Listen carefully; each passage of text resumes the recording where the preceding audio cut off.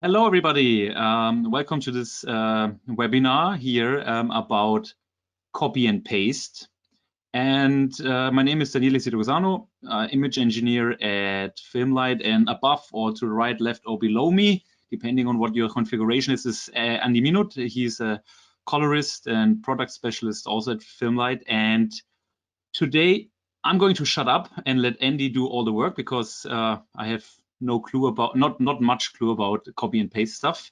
But I learned so much in the rehearsal, and I think it will, for all of you intermediate, advanced, or experts users, there's probably some bits and pieces for all of you in there. And I think copy and paste is a really important subject because a colorist needs to grade many thousand shots in a short amount of time. And the more efficient you can copy the grades across the different shots, the more time you actually have spending on the images and finessing the images. So I see copy and paste really as a way to boost your creativity because you spend more of the time on the actual image instead of managing shots and copying the stuff around. So I'm looking forward to this webinar. Again, if you have any questions, I will be in the background answering them as far as I can, or I will collect them, and then we have a Q&A session at the end where we go through a couple of questions. Okay, I'm handing over to Andy, and that's for me. All right, thanks, Daniele. I think there's nothing more to add except that we can, that I prepared that slide here where I'll present the major topics that I want to go through today. So we will start with the typical task of copy pasting a finished or locked grade to a different cut. Then we're having a look at certain, more detailed points in this process. How do we track grade changes? How do we deal with composites and split screens? Can we merge work done on another scene into our main grading scene, for example, row to work, and also working with BLG files. And then in the second part, I will focus more on how we can use copy pasting, or let's call it advanced copy pasting, during the actual grading process as a colorist. So to make best use of the bandwidth and also of the screen estate, because the screen will be quite packed, I'm turning off my webcam and I'm here already inside Baselight, and let's get started with the first scene here. So what we're having here is a short clip that has already finished grade that contains several different things, tracked shapes, and also a split screen shot here, and everything that would be in a typical grading. And in the same timeline, at a later point here, I have the same clip with a different cut. So this is a little bit shorter cut using most of the same clips from the first cut, but also some different ranges of shots or completely different shots.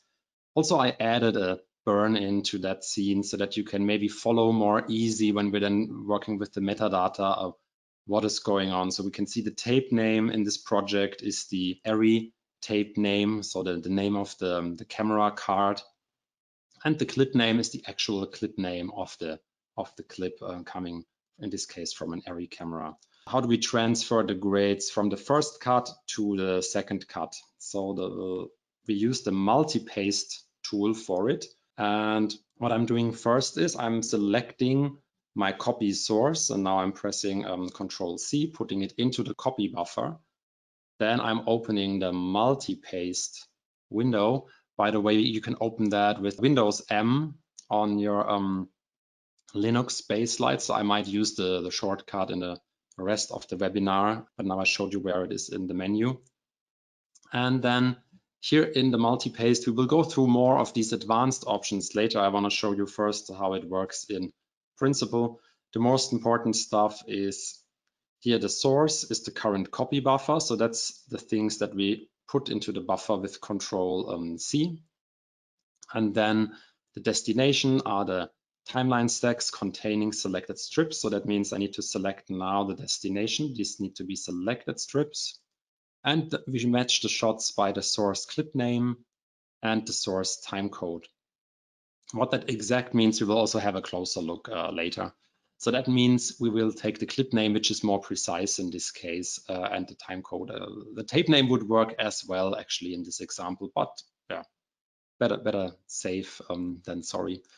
So now executing multi-paste, I can press that button, or I can also just press Control M to execute it. So let's have a look what happened here. So we see that for most of the shots, we have a grade available now. Also, what is really nice in the Baselight timeline is that all the layers that contain keyframes or a tracker have that small key icon here. So I'm not sure how well that translates over the webinar situation with different resolutions, but I can tell you in the user interface, for me, I can clearly see that this shot, this one, also this one here, and this one, they have keyframes. So you can see with one view which shots might need special attention to check if the trackers cover the whole range, because now we're dealing with new edit ranges. And what a coincidence, in this demo, the first shot already has the trackers not going to the end. So we go into the tracker strip and then we hit track forward to finish the track on that shot. All of the rest of the trackers are good, and I don't want to waste your time watching me doing the rest of the tracking. So, okay, but we have a few shots that are not graded yet, so that did not get a grade applied. And some of them are completely new shots, but also some of them are shots that come from the same clip, but use a different range of the clip. So how can we deal with them? What I would like to do first is, because these shots will then later need special attention, that we really precisely check if the grade is really fitting and matching to the shot. I would like to organize them in a little bit different way. To make that most easy on a longer timeline, I will use a playback filter for it. So if we open shots view, that's by the way Windows H, we can see these tabs here on the top. So there's one for all shots, and then there's one called graded, which is a default, and current tape is also a default, a tab that we ship with Baselight. And the graded one is just having the filter. If the shot has a grade, it's inside that tab. If it doesn't, it's not. And I will just invert that. I will say these are basically the ungraded shots, and I will rename the tab to ungraded. Now closing shots view, and actually all the tabs that I have set up in shots view are here available as a playback filter in my play controls. If I'm now here checking ungraded, the timeline is actually filtered to only the ungraded shots. And you can see if I jump to next shot, it moves between just these clips. So what I can do now is, and we should ensure first that in the select dropdown, obey playback filtering is checked. That's important.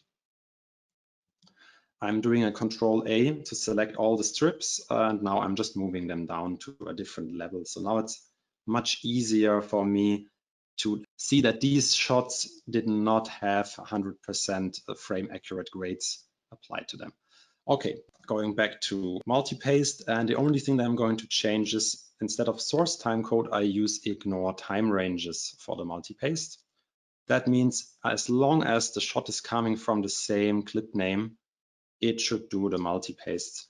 So I'm doing another Control M, and we can see, okay, so we have a few more clips selected now. Now we could do the same process, ungraded, Control A. We could even put them to another level, maybe in the timeline, or flag them, because I would have one last bullet in my gun left. I could also use the source tape name to multi-paste. And in this case, now the grade will come from another clip, but at least from the same camera max. So these grades will probably not match, and this really depends on the project that you're working on. If I'm now hitting multi-paste, we can see now we have a grade for every shot, but also the grades don't really seem to make sense on several shots. Okay, going back to my original timeline. So what if the grade wasn't as locked as we thought, and there are some small changes that we need to do in the grade. So I'm going to this shot here, and let's say we're grading this one here much warmer. Now we need to paste that change to all different cuts. If this would be a commercial, there might be 10 or 20 different cuts in different timelines or on the same timeline where we need to multi-paste it. And how do we keep track if that new grade is making sense in the new edit context? So what I did is I just selected the strips and put it into the copy buffer, the changed grade here. I can select all the shots once again, but if I would now multi-paste, I would not know what the system actually changed in the cut. Maybe the shot wasn't in the cut, or maybe it was and it changed and doesn't look right anymore in the editing context. So it would be great to track these changes. And we have that feature detect grade changes in multi-paste for this. And how does it work? The detect grade changes just adds a category to every shot that it touches during the multi-paste process. So if it finds a matching grade to a shot, and if that matching grade from the source is different than the existing grade on the shot, then it will add that check grading category. So I will do the multi-paste. Now I already prepared a playback filter for check grading, and we can see only that one shot where the grade got updated pops up. I can now review this shot in the context and say, okay, this makes sense in this cut or not. And then I can remove the category. If you don't want to remove the category, there are different working styles for this kind of workflow. So some people prefer to keep all the check grading categories for every clip until another person, maybe the colorist, comes in to check the grades. Other people say, I want to just add the flags for the last multi-paste that I added. And so we added that option for remove if unchanged. So if I'm now redoing the multi-paste on that clip, it will just retain the category, although nothing did change during the last multi-paste. And so it would retain the category. If I have that checked, then it would remove the category when the multi-paste does not update the grades. With this setting, you always only get flags on the shots that were changed during the last multi-paste that you did. Let's have a little bit closer look at the actual grade that we're dealing here with. And if I zoom in a little bit, and what you can see is that the grade consists of several layers, and the bottom two are actually a comp of a grain plate. So here I have a QuickTime coming in with some grain in it, and then I have a blend strip with a blend mode compositing the grain onto the image. So actually every shot is a composite. So how to deal with that? And so probably it's best getting our sources back into the copy buffer. And now I will remove the grading. That's why, by the way, Shift P is to clear the grading on a shot. Let's check multi-pasting with different settings. The point here is I want to explain the shred composites into separate shots option.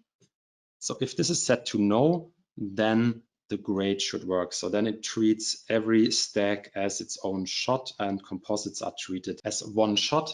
And then the top shot or the top input strip is the source of the metadata. So the grain should then be at the bottom and the actual image at the top. And we can see if this is set to no, then multi-pasting the grain just works. So, which is nice. But we also have a different situation here in that clip, because I already showed you there are split screens in that project, and the split screens in the first cut are even not the same sources as the split screens in the second cut. I mean, the two shots are used at different points in the cut, but the two split screens are also completely different source-wise. So how to deal with that? I will first clear the grade here just on the two split screen clips to get a little bit clearer. So the split screen comp are these two layers here at the bottom, because if I multi-paste now with the setting that works for the grain, we can see when I multi-paste, the split screen goes away. And I'm undoing this. And the reason is we need to treat the individual sources of the composites as individual shots during the multi-paste. So for the split screens to work, we should set shred composites into separate shots to yes. So I'm redoing the multi-paste and we can see now it works. But now the grain is missing in both split screens. So how did I do it in the original multi-paste in the beginning? What I prepared in the timeline is that the blend strip where I composite over the grain onto the image, I added a special category to it. So the blend strips have the texture management category added to them. And what I selected here is shred composites into separate shots. Yes, that means for the split screens, except for composites of category texture management, which is the grain. And with this setting, I can do it one more time, multi-pasting. We can see that we get the split screens multi-pasted and also the grain is pasted along with it as well. This is something that can be very powerful when you're dealing with complex timelines. The next thing I want to show is here coming from a different timeline. So here I have also the second cut of this clip, but here I only have a very basic grading applied to it.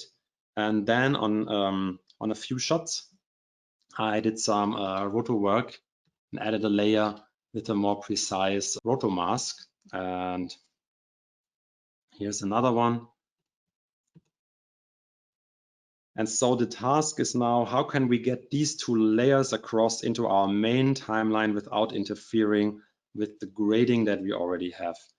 And the roto artist in this example added the category roto to the strips. What are we doing?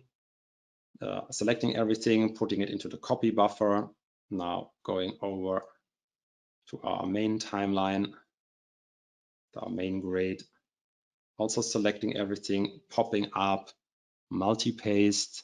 I'm very lucky because I already have a preset for roto multi-pasting, but it's not that complicated. The key point here is that for the source layers, I set it to copy only layers of category roto. And also I said retain all except layers of category roto. So even if the roto would update, we could paste it over the roto strips. Also, what makes sense in this case is adding that strip category check grading for these shots to easily find the shots where the roto got added. So I can close this, executing a multi-paste with Control M. Now going back to my check grading setting. And what do we find here? This shot here that we also changed the color on. We can see the mask is pasted in.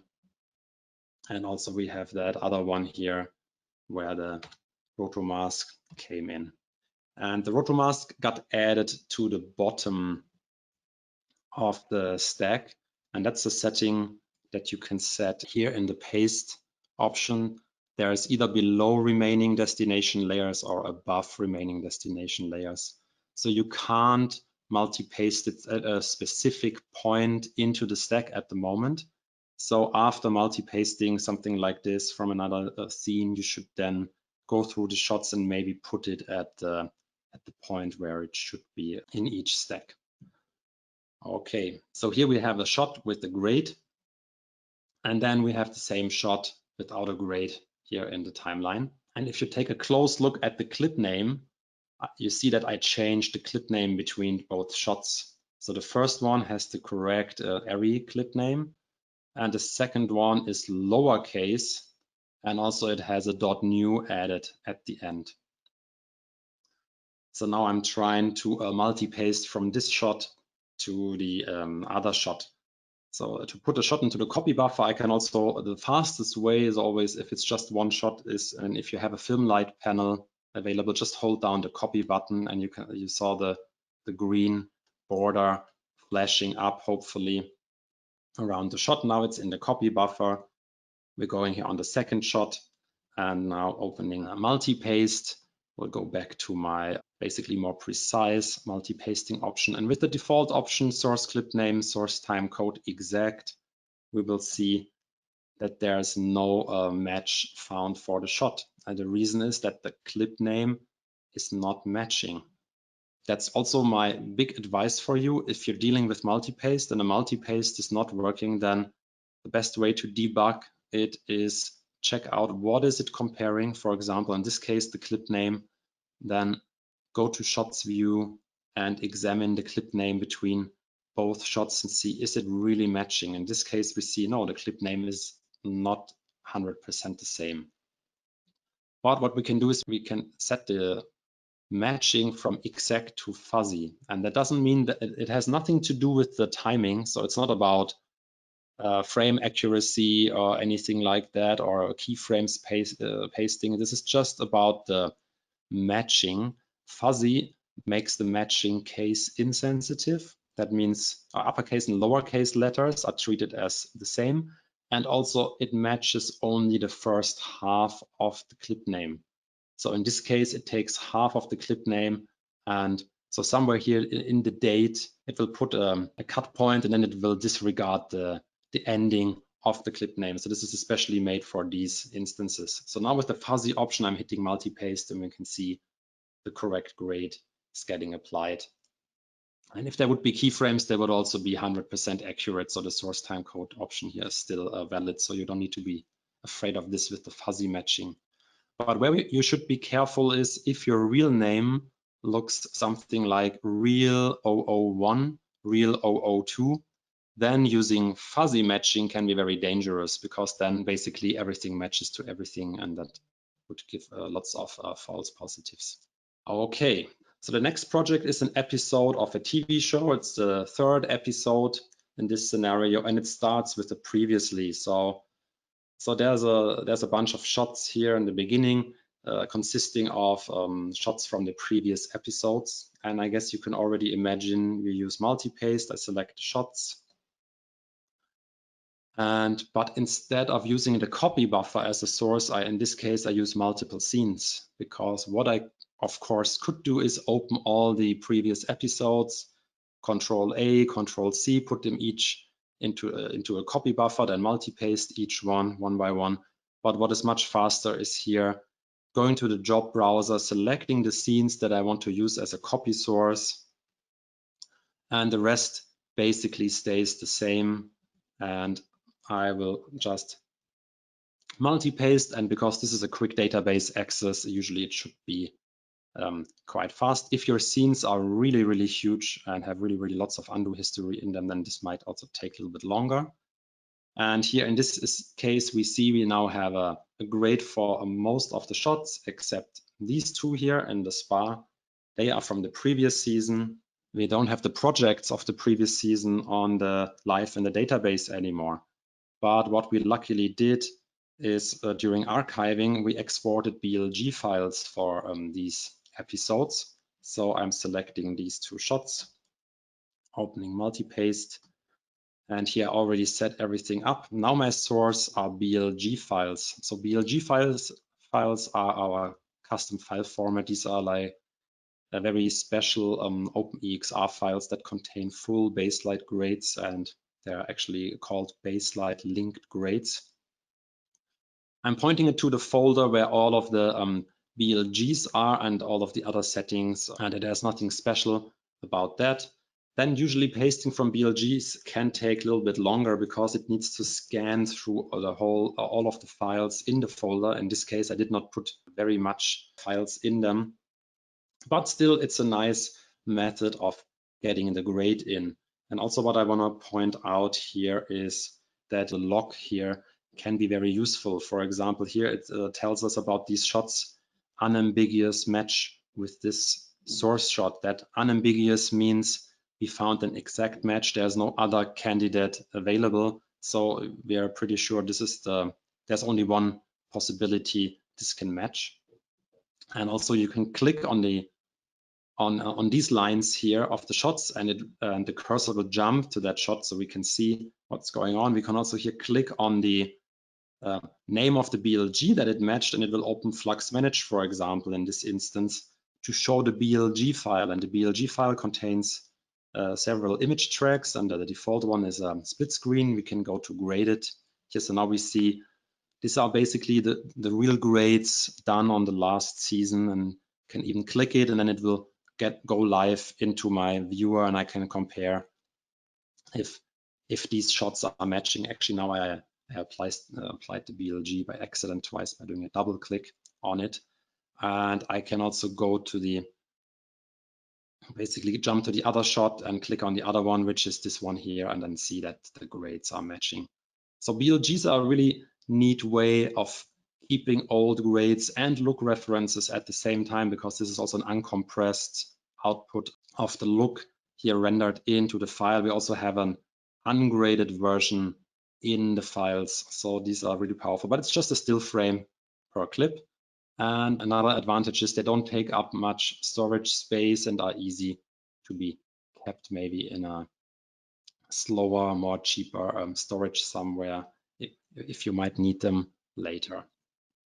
Okay, so far we only talked about copy pasting finished grades. So now let's go to the point of how can we really work on a project and leverage some of the more advanced techniques inside Baselight. This is the first shot in this episode, and I already applied like a base stack to it with a basic grading. So now we want to copy that shot. So I will skip the second shot. Let's go to the third one. So now I want to copy that grade to this shot here. There are actually so many ways in Baselight to do that, and I will not be able to cover all basic copy pasting techniques that are available in Baselight during this webinar. That would take a lot of time and might bore lots of our advanced users. I'm just showing maybe one or two possibilities. So a very simple, stupid one would be holding down the copy button, then go to that shot, pressing the paste button. That does the job. Or for example, being on the new shot and then moving that dark blue square here, and we call and the short version is DBS, dark blue square, to that point, to that shot that I want to use as a copy source. So basically the DBS is typically a copy source. Then pressing apply on my panel, or here that button that copies the shot. What is much faster is we don't even need the DBS on the shot, just a shift click on a thumbnail, boom, the grade is pasted on the current shot. And there are also possibilities with the scratch pad and with strips and Control-I, Control-V, Control-F. But today I want to focus more on the advanced things. So that's why I will stop here now. But one of the challenges that we have during copy pasting from one shot to the next is dealing with transforms coming from editorial. So on this shot here, we have a slide reframe in that came from the EDL. So Baselight put it in per default as layer 99, the transform, and also tagged it with the strict category editorial. All of this is customizable, but that's the default setting in Baselight. And so what we would like to do is that when we copy a grade over, because in default, if I just now copy the grade from the first shot, we see the grade is applied, but the transform is gone. What we would like to do is that we don't paste over these editorial strips, and also that we don't copy editorial strips to other shots. And there's an easy preference for that. We can set that globally actually in Baselight, in the preferences, timeline, mark strip categories. Here you can set that globally for all projects. Or what's also very convenient and that some might not be aware of, there's also a setting here in the scene settings where you can do custom workflows for a certain project. So now I have here, don't copy strips of category, and I add editorial, don't paste over strips of category. And I will also add editorial as a category here. And also some people prefer to also add the editorial to the don't bypass strips of category. That means if you hit bypass all, it will still maintain the framing that is intended from the EDL. But my personal preference is to keep that off, because if I hit bypass all, I want to see if this is a zoomed shot or not, and if I'm wondering maybe about the sharpness or focus issues. And so that's all. So now I will just redo the paste, and we can see the grade is applied and the transform strip is retained. And if I copy that grade now to the next shot, maybe we clear the grade here first to see that it is actually did a paste. We can see also the transform is not pasted across, which is what we want in this scenario. Okay, so we can maybe now continue pasting, yeah, until this shot here. I'm also pasting the same grade. Maybe it's a little bit too warm, and I will quickly adjust it. So here we can see that there's a lot of the same clips coming up in the following cuts. And it would be super cool if we would now could automatically paste that grading that we did on the first version on all of the other shots. And we already saw in the shots view that there's this current tape option that says it puts all of the shots into a filter that match the current tape. But if you have a closer look at the tape name in this project, it's similar to the first one. It's just the camera magazine or the card that it was recorded, and it has the shooting day here at the start. But basically, this is a very broad selection, so it will not give us only the shots coming from the same clip in the camera.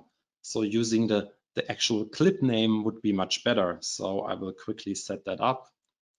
Actually, I already did. There's already a tab current clip, and it just has a filter clip matches to current shot. It's the same principle as current tape, but just with the clip column. But now we have the problem that only always one or two shots are selected actually. So what's going on here? Actually, here we have a problem coming from editorial that the clip name has that .new and then a number added to it. So the offline editing system here messed up the clip names a little bit, adding these parts to the ending, which then splits up the clips too much. So the current clip filter will give us not enough shots, and the current tape filter will give us too many shots. And now we need to deal with that, what to do. The only thing that we need to do is we need to get rid of the ending part here of the clip name, and we would like to do it in one step for the whole project, or best would be for the whole season. And what I can tell you is when we fix it here in that scene, you can just use this scene as a template for the other episodes, and then it will already be fixed. And okay, what I already did here in the background is I did a right click on the clip column, set column expression. So we will use an expression for it. And all the things that I showed today in the expressions are explained here in that very helpful help menu. And if you are a colorist and you think I'm not the guy writing expressions in my software, then I can give the advice, maybe find someone that prepares the timelines for you, and this person can probably also fix up the metadata if you ask them what you want or what the functionality that you need with the metadata. Okay, so here we have the clip name, and the only thing that we need to do is add a colon after clip, then 1, -8. Then we have the curly brackets closing, and this does basically tell Baselight, use the clip name from the first character up until to the last one, and then trim the last 8 characters off. And we can see now the clip names look right. If I go in to my playback filter, that's by the way Windows tab, to step through the different playback filters. You don't need to touch the mouse or the pen for it. And now we can see, oh, nice, we have all of the other shots selected that are from the same clip. So the next step is how do we apply the same grading now to all of these clips? And there are several techniques. I will show you a few ones, and it's always the same in Baselight. There are many ways to skin the cat, and just choose the method that suits your machine, your panel, and your personal working style best. So one method is in the playback filter. I'm doing a Control A, just selecting everything. And the DBS is on the shot where our correct grade is. So that's the copy source. And then I just hit apply on the panel, or I press that button here. And now the grade is pasted. That's it. I'm undoing this. Another option is to use the cuts view selection, or we call them red square selection. So what we can do is there's a button on the FilmLight panels called select, deselect all in the DBS section. There's also a right click menu here, and we can say select all. So now all the shots have that red square selection, and that's basically a selection of shots here in the cuts view. So in the timeline, you can select strips, and in the cuts view, you can only select shots. And then additionally, we need to activate a grouped grading. The fastest way is just pressing the offset all button on your panel. I can do that here, turning it off. There's also a menu item here in the edit menu, or if you don't have a panel, the fastest way is Control G to turn it on and off. So now all of them are flashing. That means now we will edit all of them at the same time. And now just hitting apply once more. So there's also an option that we can use with the red square selection, that is group grading live of many shots at the same time. So if I have them all selected here, and by the way, also you can also manually take shots out and in. There's the select button on the panel where we can manually select or deselect shots. There's also the middle click on the mouse or pen where we can take out or add shots to a selection here. And so what we wanted to do now is do a small tweak on all of them. So let's make them, let's say, darker at the same time. So I activate offset all, go to my layer 1, for example, and now grade them a little bit darker. And you can see that at the same time now I touched all of the shots at once. You can also see the respective strips flashing up.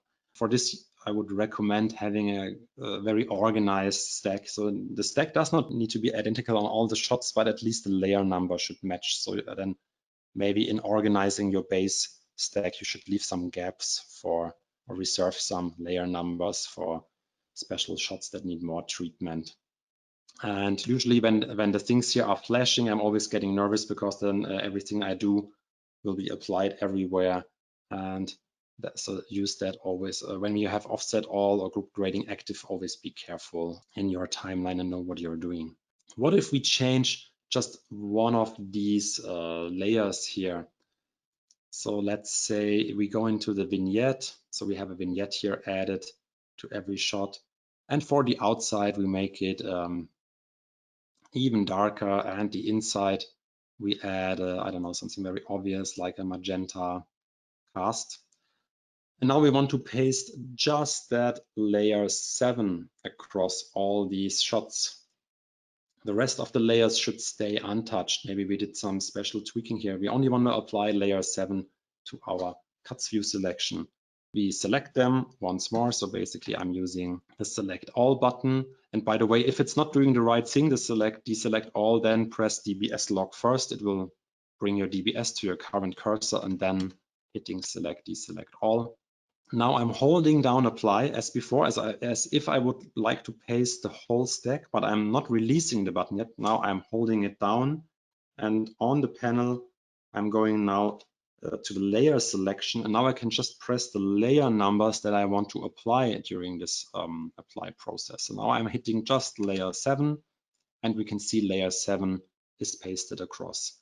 If I would now hit other layer buttons like layer 2 and 3, it would also paste these layers. So that's a very quick way.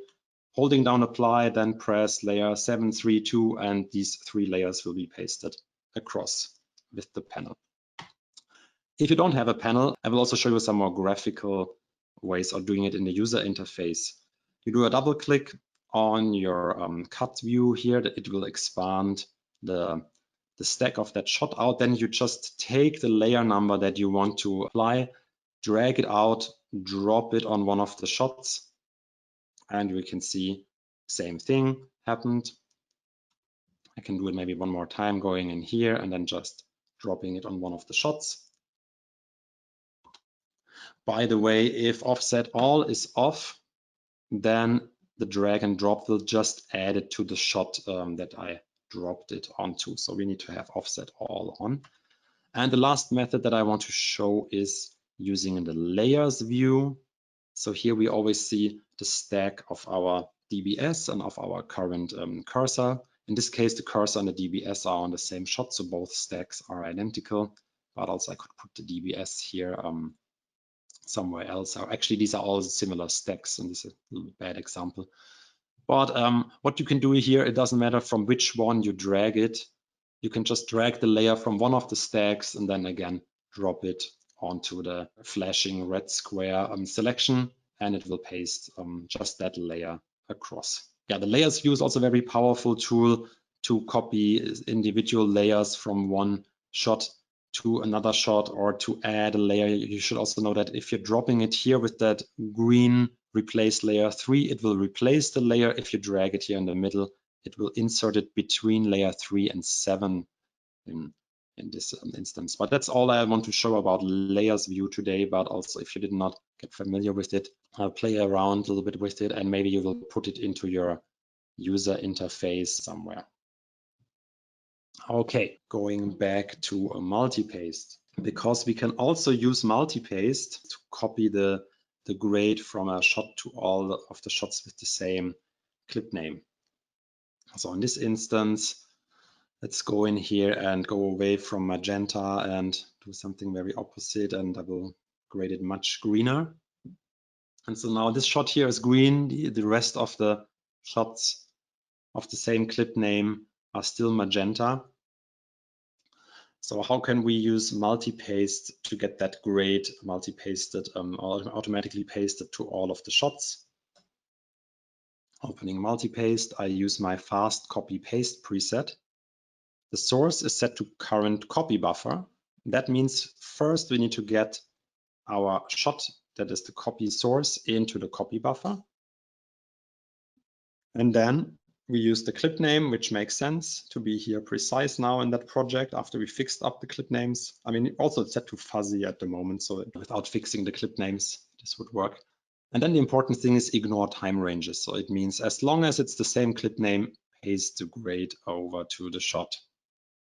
And this is just something that I need to verify that I have the correct tab open.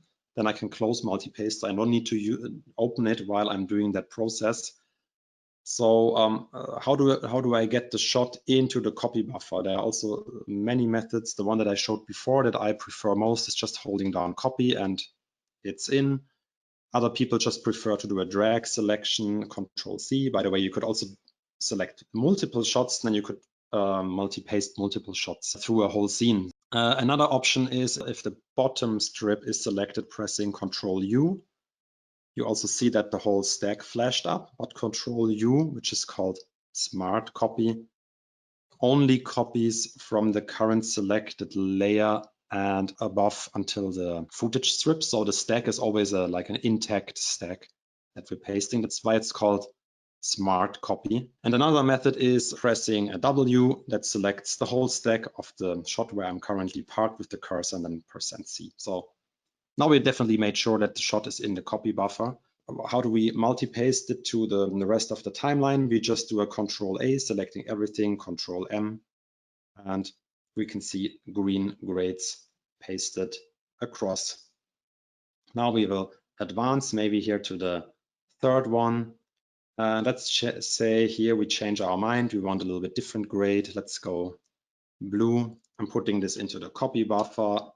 And what I'm doing now, instead of Control A, I'm doing an Alt A. And Alt A is very powerful because it only selects the whole timeline going to the right. So I will do it now in real time, how this could work to paste the grade only to the shots coming to the right, and the ones that I already graded should remain as they were. So I'm holding down Copy, Alt A, Control M. And now all the shots that will come later, I have already the right grade applied. And how this could also work is if you start a new scene, and maybe the scene consists mostly of 4 setups, like shot, reaction shot, a detail, and a white shot. Then create the 4 setups, select them, put them into the copy buffer, and then use Alt-A and multi-paste to paste it across. And then most of the scene should already have a grade applied to it. Maybe we also want to group shots not on a basically per shot basis, but more on a bigger scale. Like we want to put every scene into a special group so that we can adjust the look of that scene at once and tweak, for example, just the look layers of a whole. And with scene, I mean a script scene, not a Baselight scene. So a scene from the script, or let's call it a chapter now in this webinar. We could try doing that semi-automatic, and I will show you how. And best scenario would be maybe you would have some metadata about the slate numbers. So if you can get metadata like this through ALEs or EDLs or AAFs or XMLs into the timeline, that makes sense. Also something that I didn't mention yet, if you're lacking certain metadata, or if you want to start grading instantly on a project and the metadata is not matching, you can also have another person on another Baselight fix up the metadata with expressions or doing some manual tweakings. And then you can, with multi-paste, just multi-paste the metadata over from one scene to the other scene. And so the colorist could already start working on the look, and the online editor is at the same time fixing the metadata, so that when that metadata comes in, then the colorist can get up to full speed and use some of the tricks that I show today. So that's also something that you should be aware of. So in this example, I want to group all of the shots based on their shooting date, because the clip names here, the array clip names, they contain the shooting date here in the middle. And often it might make sense for a feature project, for example, that one scene was shot on one day. And if I could quickly select all of the shots coming from the same day, that would be a nice way of selecting shots. Or if you, and as I said before, if you have slate numbers coming in, you could also try trimming or working with the slate numbers. So I will create a new column here called date. And maybe I drag the date here a little bit more forward so we can see it better. And for the date, I will use again an expression. And basically, I want to use the clip name as a source. So if I just write like this, we will see, okay, now the clip name is in the date column. But basically, we want to not use the full clip name, but we just want to use the middle part of the clip name. We need to split it up. And how do we do that? We have a function called split, and I execute it with add split, then opening curly brackets, and then it's expecting 3 parameters. The first one is the text that it should split. That's the clip name. Then a comma, then the delimiter, which is an underscore in this case, and then a comma, and then the index number of which piece should it keep, and it starts counting with a 0. So it's 0, 1, 2. So we want number 1 here. After the splitting of the strip, we close the curly brackets, hit OK. And here we have the date in that column. And to use it as a filter, I just add a new shots tab. I call it current shoot date. Add a filter here below. By the way, if you can't find the setting almost everywhere on Baselight, you can just start typing and it will filter down a menu. Doesn't matter which menu you're opening, just start typing and it will filter it down. I use the date column, matches current shot. Let's see how that looks as a playback filter. I now have it available on the timeline. So here it seems to make sense. But then there are also instances where it does not seem to make sense. It might work or might not work well for your project. So that's something that depends on the data that you get in the system. So some people might prefer to do like a manual grouping of scenes. So they would like to go through in a preparation step through the timeline and manually group each scene from the script into one group. And this is something that I also prepared for this project here. And I added a custom column called chapter. Just called it chapter to not confuse it with scene and take maybe from Slate. I didn't add metadata to the previously, but then when the episode starts, then we have here number 1 and then number 2 and 3, 4 and continues like this until 16 till the end. And this is metadata that I added in manually. And there are several ways to do it. I will just show you how I added it to the scene, which I think is a quick way. In the shots view, there are 2 methods of selecting shots. It's either synced to the cuts view selection here. So if I select all the cuts, we can see that also all the shots now get a red border. And that actually makes a little bit more sense because cuts and shots are both a whole stack or a whole shot and not individual strips. But it has no relation to the timeline selection. But we can set shots view to select top strips. So now if I go here and in here and select strips in the timeline, we can see now that we have a yellow border here. That means the top strip of that shot is selected in the timeline and has the matching color yellow. So if this is yellow, it matches the timeline. Okay, what did I do here to add chapters? I went somewhere to the beginning, hit Alt A, selecting all the strips, and then offset all. Then went to the chapter column, and where are we now here? Then I typed in, for example, scene number 1. Let's move that a little bit up. And sorry, this one a little bit down. So then we went forward through the timeline until we have the next scene starting. I'm hitting Alt A. Now I type in number 3. I move forward, Alt A. I type in number 4, enter, and so forth. And this took maybe a handful of minutes for the whole episode. So it's not something that does not take up too much time. We should now rename the our current shoot date to current chapter because it's a more precise method for the filter. I get rid of the date filtering, adding chapter, saying matches current shot. Let's see how it looks in the playback filtering. Here, now always all the scenes are now grouped automatically, and I can quickly access this with Windows tab. And also watch that every time I step in and out of the playback filtering with Windows tab, it remembers the last setting it used. So now it switches just between current chapter and no filtering. If I go to current clip and no filtering, current clip, no filtering. So it tries to adapt to what you're currently interested in. If you're working on more like a clip by clip basis or more on maybe overall chapters. And I think that a chapter thing is also something nice if you want to apply maybe comments from directors or DPs saying this scene should be 5% less saturated in global, then it's easy to access it with that group and apply the trim or the tweak. What I should also mention in this regard is that we have a dedicated feature also to storing manual selections first in the software. So I'm first selecting now a bunch of shots, offset all, and then this time I'm just using the scratch pad to add a grade to it quickly. This feature is the groups view. And the groups is a simple tool to store and recall selections.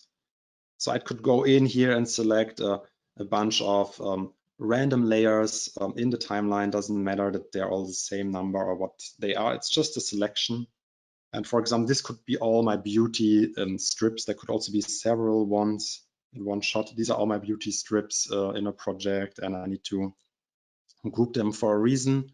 Here I create a new group. Now I'm currently unnamed. I could add a name to it. Now I'm deselecting.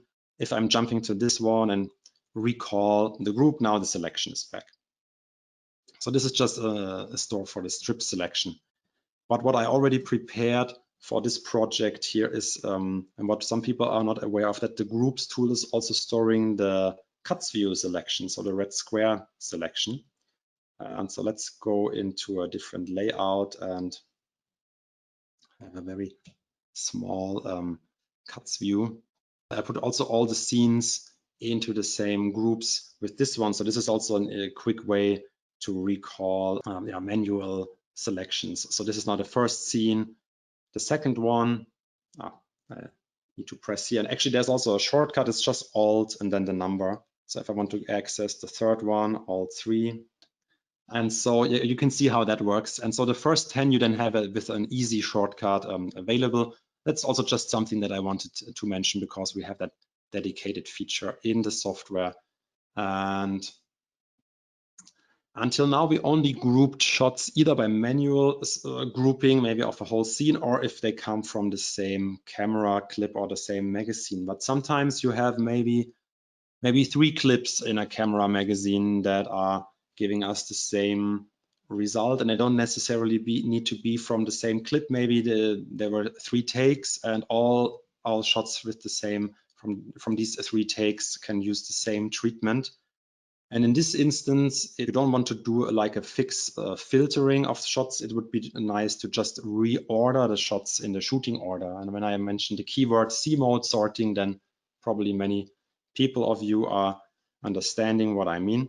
And my colleague Peter already demoed this in a previous webinar called Managing Complex Timelines, which I highly recommend watching. And because it makes a lot of sense also in this webinar, and I think it's a very important technique to know as a Baselight colorist. I will show it also here how it's done, because it's actually quite easy to set up. So how do we do a C mode sorting? As you can probably guess, we go into Shots View, we add a new tab, call it C mode, and then we select the column which we want to use for the sorting. So basically we can decide if the clip name is best or the tape name, or if you just want to sort by the source TC. That's totally up to you. You can check out what gives the best result, or either maintain the metadata first and fix it up first with expressions and then do it. So I'm hitting here now clip name as sorting. It is indicated here by the small white triangle. Then I do a shift click on source time code. It's a small gray triangle. That means it's a secondary sorting method. That means if the clip name is identical, it will use the source time code. And that's it. It's basically just add a new column, call it C mode, sort by clip and source time code, for example, or whatever makes sense in your project. And you're ready to go, because now you have that tab in the playback filtering. And what some people are not aware of is that the playback filtering is not only filtering out shots, but also reordering shots. So if I switch here to C mode, we can see now the cuts view is in C mode order, basically in the order how the project was shot. And so that means, just to make it clear, it means the order here of the shots in cuts view has an effect on the playback filter. So that's really important, and you can use that to your advantage, which we are doing here in this instance. So here we use a different sorting than here where we use the event number. So to go into C mode, you just hit Windows tab, C mode. If you only use C mode, then it will just be a Windows tab in and out constantly. And when you're in C mode, it's then very easy to go in then with your DBS buttons and select. I mean, now you would not use select all because doesn't make sense, but now you can select all the shots. Maybe this one here would also could also use the same treatment. Activate offset all, and then, for example, paste some grade onto these shots. So that's also very powerful feature, and also very easy and quick to set up. And if you like that and you would like to use it a lot, just put it into your scene templates and it will be available in every new timeline automatically that you're working in. So sometimes you might have a group of shots like we have here now, this angle, but one shot needs a little bit different treatment than the rest of the group. Maybe there was a cloud coming in just for half a minute and doing just this shot in the timeline, giving it different lighting situation. And we still want to keep the grouping, and but we want to also have the possibility to have one layer in the stack where we do special work just on each individual shot in the timeline. That's also possible, but it should be pre-set up in your stack at best. So in this case, I might just use the layer 3 here. So I can select here, for example, all my layer 3s, going to group grading, and I add a special category to it. And I already have one in my preferences called no copy, no paste.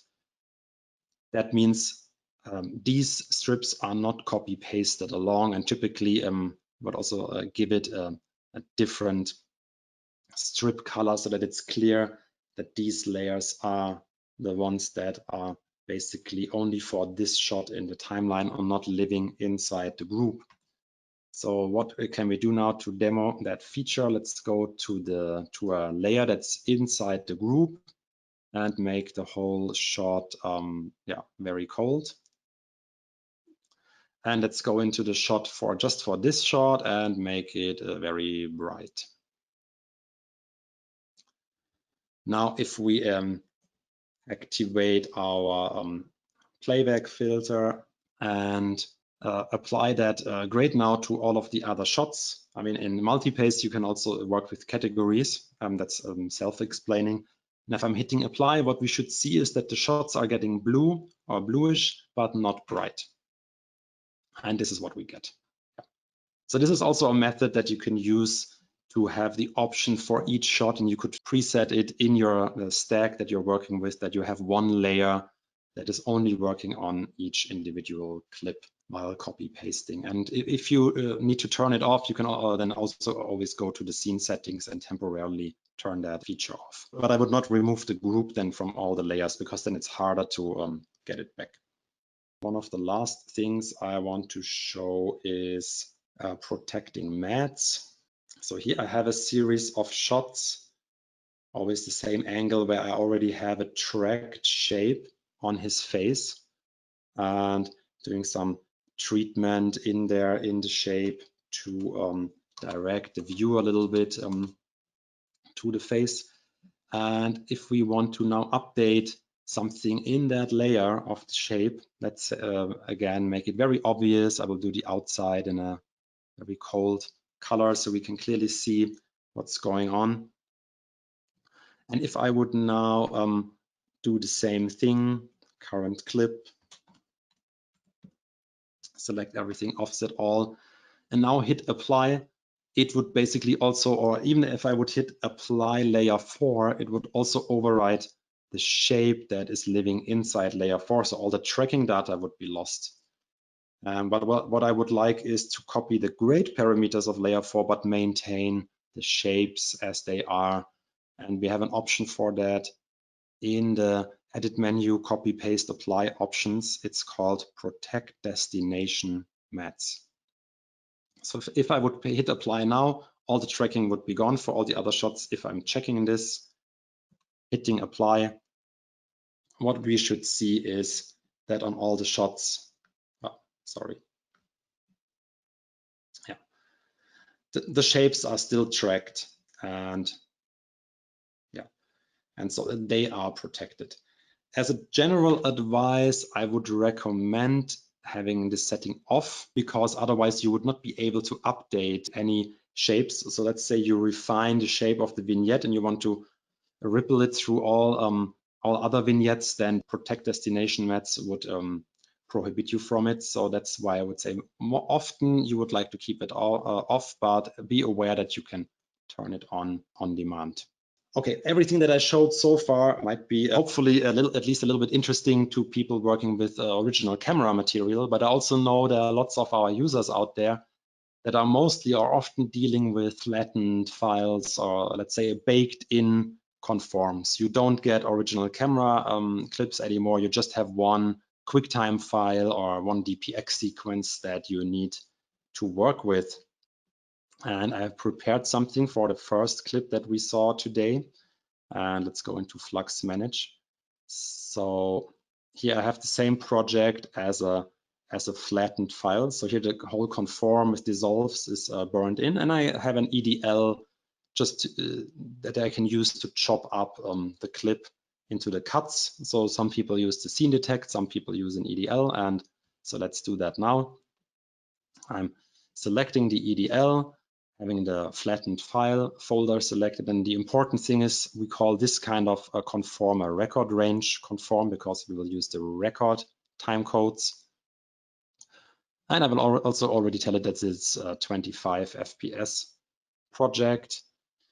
I let the conform tool do its magic, and the record range conform is really a conform where you regularly get 100% match. So not only in demos, but also on the real world projects. And if you think, okay, I'm working on these kind of projects and all that you showed so far is using the camera metadata, that doesn't help me much, I can tell you there that's actually not true, because if the EDL contained the metadata of the clips, we will also put it into the shots view here. So here we have the clip names actually available. And so everything that I showed today would be possible on this project if you have an EDL where the clip names are coming in. So you could automatically build groups for clip names. And but I will just show as one example that, that this is really working, is doing a C mode sort. So I'm adding a C mode column, hitting clip, source time code with shift. That's it. And after 5 or 10 seconds, you're set up on having a C mode sorting here for the project and can work with the metadata. So this is something that I can really encourage you, people working with flattened files, try to gather as much metadata as possible and try to get EDLs with metadata to do the automatic record range conforming. It can be really worth it. Okay, so going back to my ending slide, I tried to summarize a few takeaways that you hopefully had during the session, because I know I showed lots of things and maybe for some people too quick, especially if you're not familiar with Baselight.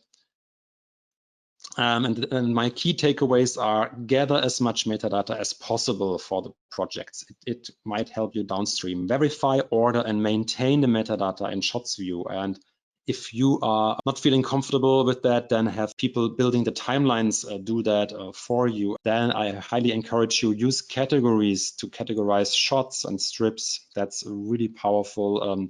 I only showed a small part of what is possible with categories in Baselight today. Use the playback filtering, and remember the shortcut Windows tab to step in and out of the playback filtering.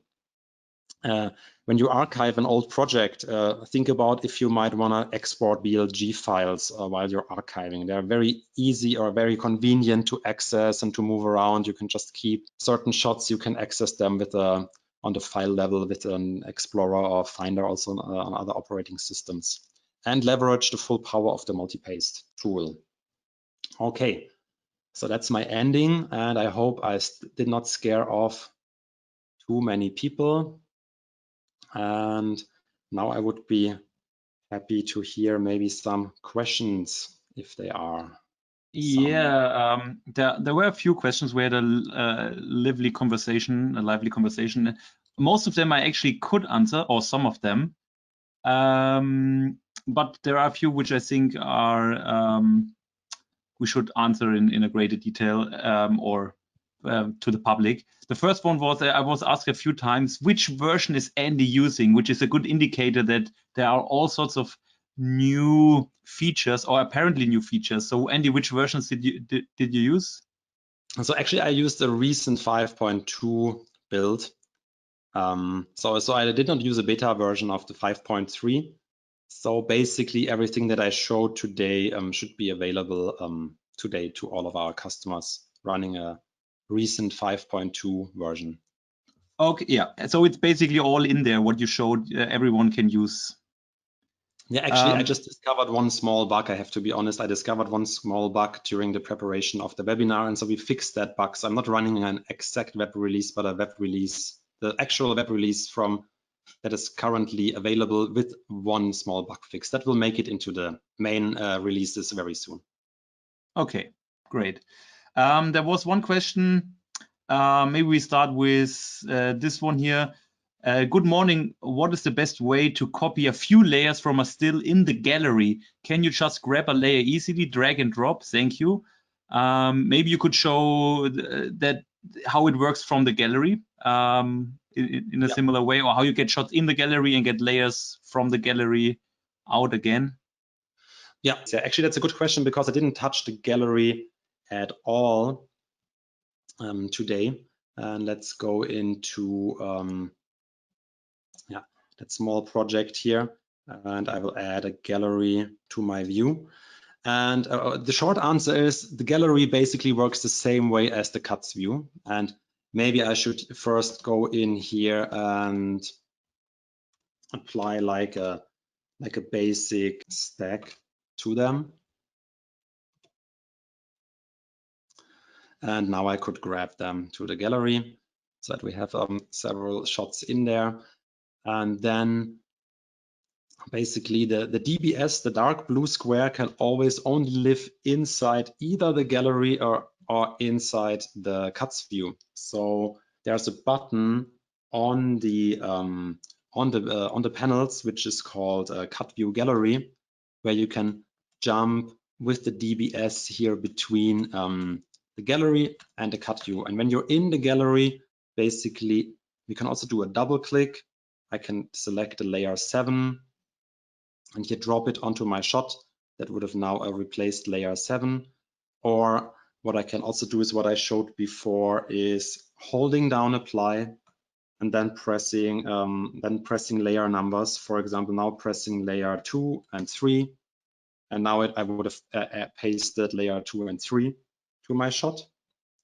And another method would be using the layers view. And so here we see the DBS stack. So basically that's the stack that we have in the gallery. So if I change that stack here on my cursor, I could say, okay, here I have a nice vignette. I want to just add the vignette. Additionally, I don't want to override any layer. I could just drag and drop it here over between these stacks. So the layers view is also a very powerful tool if you like working with a pen or a mouse. Yeah. And the next question is, was there, or basically, could you show how to make a custom scene template, maybe with the scene you have modified with all of your expressions? How could you quickly show how to take this scene and create it into a scene template, so that the next time when you create a new scene, you will have all of those custom settings available to start with? Yeah, I will do that. So I always recommend to people to have a templates job. So I call it Z template. So it will always be at the bottom.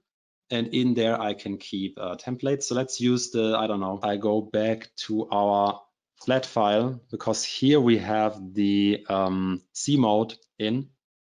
So I'm saving that scene. Now I'm doing a save as. That's always, you should always do save and then save as. Then call it Andy version 2. And he doesn't want to save his demo scene, so he can go back to the start of the demo. Yeah, that's the reason I always keep it. I never save it, because then I can do several run throughs and see if it works. And now we want to do another new scene, and we call it template test version 2. I use Andy v2. You can see it automatically added that one to our presets, hitting OK. And now hopefully, yeah, you see we have the C mode here already built in. So this was actually just me. The template stores everything from the shots filtering, render presets, color space setups, scaling algorithms. Everything you set up in the scene will be recalled. So if you have a preference for a softer scaling algorithm or whatever, it will be, or your media import rules, if you set up media import rules, that will be all stored in the scene template. Highly recommend using scene templates in production. Yeah, me too. Okay, there's another question.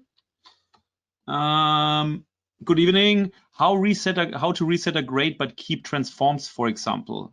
Can you lock or prevent certain layers from being overwritten? Yeah, so we also have a locking mechanism within the categories. So